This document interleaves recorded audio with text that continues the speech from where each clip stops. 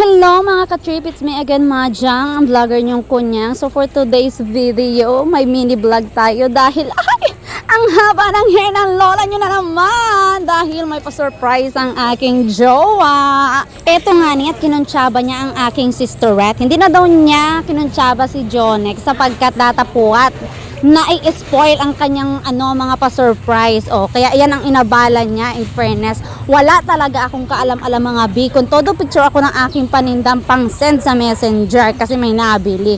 Tapos ayan, may pa-surprise. Talagang gulat na gulat at nanginginig ang aking mga kalamnan.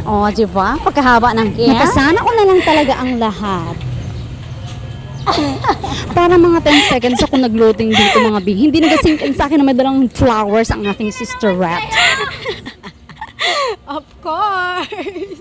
Nakakainis kayo! Gano'n naman nakajowa ko! Of course! Ang bongga naman!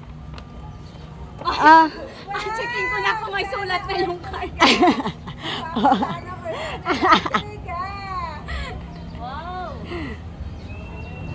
Ang pangit doon sulat! Ay, sorry na! Ang taray! May pag-ganon si asawa ko! Asutin daw.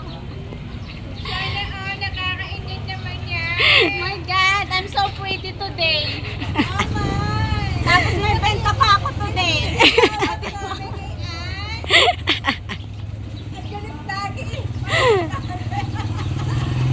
Taray!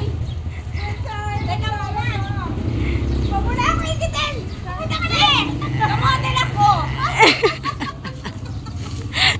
Hanggang dito na lang kahaba ang hair ko mga ka-trip. Kahit gano'ng kahirap ang buhay, don't forget to smile. See you in my next vlog. Bye!